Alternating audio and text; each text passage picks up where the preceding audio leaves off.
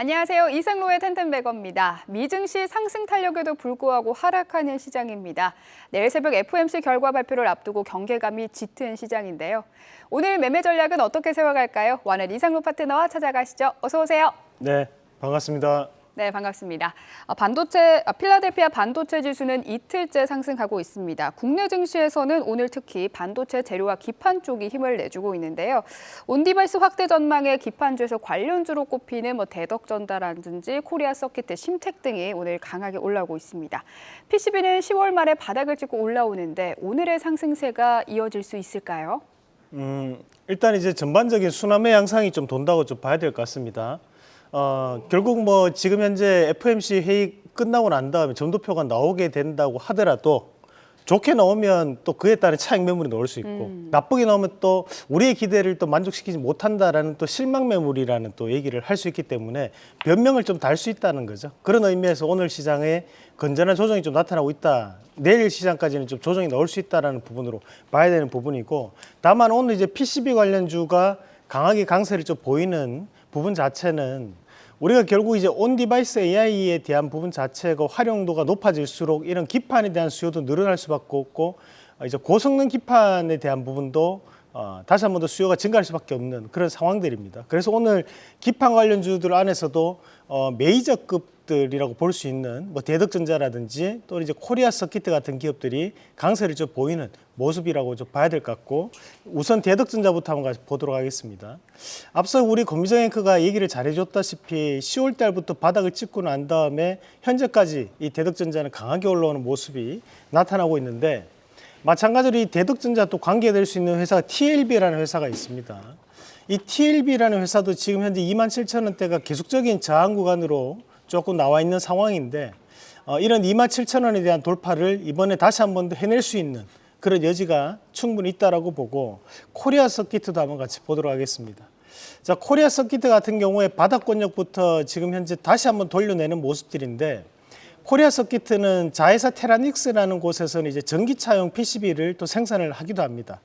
그런 부분 자체를 감안해서 본다면 코리아 서킷도 상당한 상승세를 좀 더 이어갈 여지가 있다라는 부분으로 판단을 한번 해볼 수 있겠고요. 이수페타시스 한번 같이 보도록 하겠습니다. 자, 이수페타시스 같은 경우에도 고성능 기판에 대한 납품이 이루어지는 기업인데, 다시 한 번 더 상승을 좀 더 붙일 수 있는 여지가 있거든요. 그래서 이런 이수페타시스까지는 좀 더 살펴보자는 말씀도 함께 드리겠습니다. 네, 내일까지는 조정이 조금 더 나올 수 있는 상황인데 수익률을 방어하기 위한 전략이 필요해 보입니다. 저희와 함께 찾아가시죠. 오늘 항공주에는 호재가 좀 많더라고요. WTI는 5개월 만에 최저치를 기록했고요. 또 오늘 에어부산이 산업은행에 분리 매각을 요청하면서 최대 주주 아시아나도 아시아나 IDT로 급등하고 있습니다. 수요 증가에 유가 하락까지 이렇게 더블 모멘텀이 있는 항공주들인데, 이 항공주들은 어떻게 해야 할까요? 최근에 이제 항공주들에 대한 움직임들이 상당히 빠졌었습니다, 사실.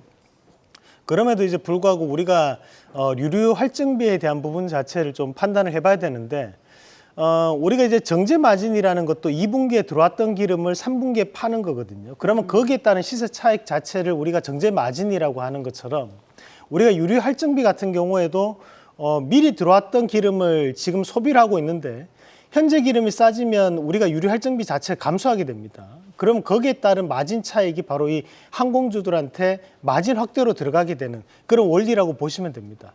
그렇다 보니까 우리가 현재 장기 노선을 많이 보유하고 있는 대한항공이 다른 여타의 저가 항공사에 비해서는 상당히 주가적인 부분 자체에서 좋은 모습들을 나타내고 있습니다. 우선 제주항공부터 한번 같이 보도록 하겠습니다. 자, 제주항공이 얼마 전에 이제 바닥에 대한 부분이 형성되고 난 다음에 현재 반등을 조금 붙이고 있는데, 여전히 바닥 구간에서 머물러 있는 자리라고 보고, 우리가 이제 이런 제주항공 같은 경우에도 기저효과가 나타났다라고 좀 판단을 볼 수 있겠고요. 마찬가지로 이제 대한항공도 한번 같이 보도록 하겠습니다. 자, 대한항공은 앞서 봤던 그 제주항공보다는 조금 더 위에 해당하는 부분으로 올라와 있는데, 오늘 이제 장기평이라고 하는 240선을 오늘 돌파하는 그런 양상들이 좀 나타나고 있습니다. 그만큼 이제 유류 할증비에 대한 기대감 자체가 주가에 반영됐다라는 것이, 물론 이제 M&A 이슈도 있겠지만 우리가 이 대한항공과 저가 항공에 대한 차이로도 드러나고 있다는 부분으로 판단을 한번 해볼 수 있겠고, 오늘 대한항공에 대한 돌파는 좀 의미를 둘 수 있는 자리거든요. 그래서 어렵게 돌파한 만큼 쉽게 무너지지는 않을 것이라고 보고, 이런 장기평을 중심으로 해서 일부 하락하는 모습이 나오더라도 그것은 이제 지지에 대한 부분 자체가 상당히 강하게 형성될 수 있는 자리이기 때문에 우리가 뭐 내년에 이제 대선 때까지도, 내년에 이제 미국이 대선을 앞두고 있는데 우리가 물가 상승률의 가장 중요한 변수가 될 수 있는 것이 바로 유가거든요. 네. 저는 유가가 쉽게 오르지는 않을 것이다라고 보는 입장이기 때문에 항공주도 다시 한 번 더 체크해봐야 되는 전략으로 말씀드리겠습니다. 네, 그럼 유가에 영향을 받는 건 대형주가 좀 되겠네요. 유류 할증비와 관련해서. 뭐 그런 부분도 있고, 우리가 또 석화 기업들도 보면 아직 뭐 지금 하락했고 난 다음에 다시 한 번 더 증가했을 때에 대한 마진도 또 나타날 수 있는 기업들이니까요. 우선은 가장 대표적인 기업으로 이제 항공주가 되겠습니다. 네, 알겠습니다. 마지막 체크 포인트는요, 야놀자 관련주입니다. 야놀자가 내년에 나스닥 상장을 추진한다고 하죠. 올해 3분기에 역대급 매출을 내면서 상장하기 딱 좋은 시기다, 이런 평가가 나오기도 하는데요. 관련주들은 급등했습니다. 전략은 어떻게 세우면 좋을까요? 야놀자 입장에서도 이제 기업은 이런 기업 공개를 하기 전에 어떻게 우리가 많은 뭐랄까 이제 실적을 맞춰낼까라는 생각들을 하게 됩니다. 당연히 그 일을 하려고 회사에 다니는 거니까. 최근 들어서 이제 이 야놀자가 상당한 프로모션들을 많이 하고 있습니다, 사실. 뭐 지금 보면 이제 우리가 코레일 같은 경우에도 뭐 지금 프로모션이 또 들어가고 있는 상황들이고, 우리가 일반적인 티켓이라든지 뭐 그런 부분도 들어가고 있는 상황들이다 보니까, 예전에는 이제 이런 숙박에 대한 부분으로 상당히 제한적인 움직임이었다면 요즘은 이제 여러 가지에 대한 티켓이라든지 공연, 뭐 이런 교통수단까지도 이런 야놀자에 대한 프로모션에 적용되면서 상당히 실적적인 부분에서 우세가 나타나고 있는 과정들이었고, 오늘은 그에 따른 관련된 기업들이 강한 움직임들을 좀 보이고 있는데, 우선 그레디언트부터 한번 같이 보도록 하겠습니다. 자, 이 그레디언트라고 하면 조금 헷갈리시는 분들 많으실 것 같은데요. 예전에 이제 우리가 인터파크라고 생각하시면 됩니다.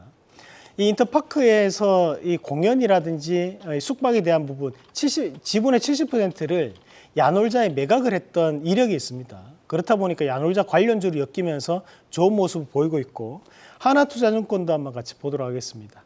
자, 이 하나투자증권이 가상화폐 관련된 부분에서 강세를 보였었는데 오늘도 다시 한 번 더 좋은 모습을 조금 보여주고 있습니다.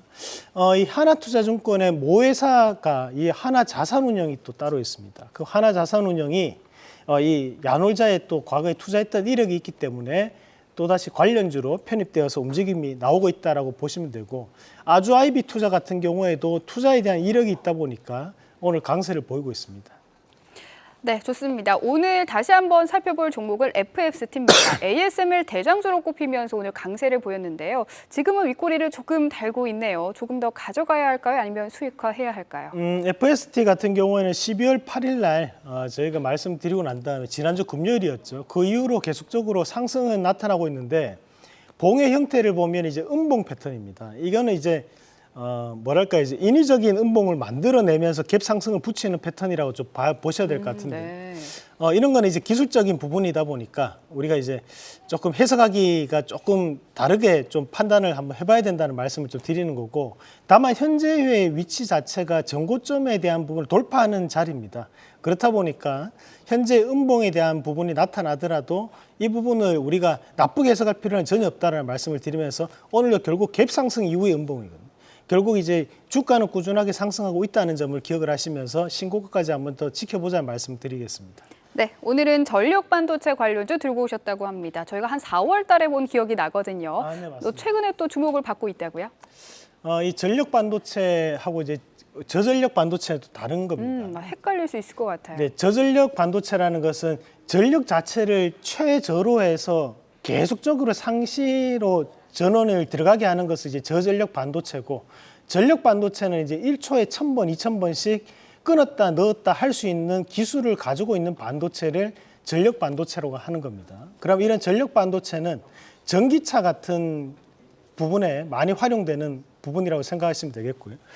그러면 거기에 따른 부분 자체에서 칩에 대한 설계나 칩에 따른 부분을 연구하고 있는 기업들이 여기에 해당하는 기업들이 됩니다.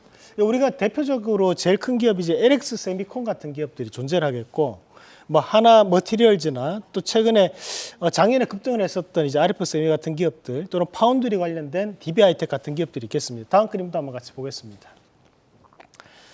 자, 다음 그림 보시면 이제 요거는 이제 부품 또는 장비. 여기서 PSK 같은 경우에는 전력 반도체용 장비를 또 납품하는 기업이기도 합니다. 그래서 이 PSK는 반드시 좀 눈여겨보는 전략으로 말씀드리겠습니다. 네, 오늘의 원픽 공개해 주시죠. 자, 이 중에서 이제 KC라는 기업을 말씀드리겠습니다. 이 KC 같은 경우에는 전력 반도체에 대한 중요성이 현재 증가되면서 재평가를 좀 받고 있는 과정이라고 좀 볼 수 있는데, 주요 거래처는 LG전자와 삼성전자입니다. 주요 거래처를 가지고 있는 만큼 꾸준한 실적을 좀 나타내는 과정들이기 때문에 앞으로도 다시 한 번 더 주가적인 부분에서는 바닥을 찍고 돌려내는 움직임이 좀 더 이어갈 것이라고 보고, 1차적인 목표가는 1,870원, 그리고 손절가는 1,450원 제시해 드리겠습니다. 네, 오늘의 원픽은 KC입니다. 오늘 말씀 고맙습니다.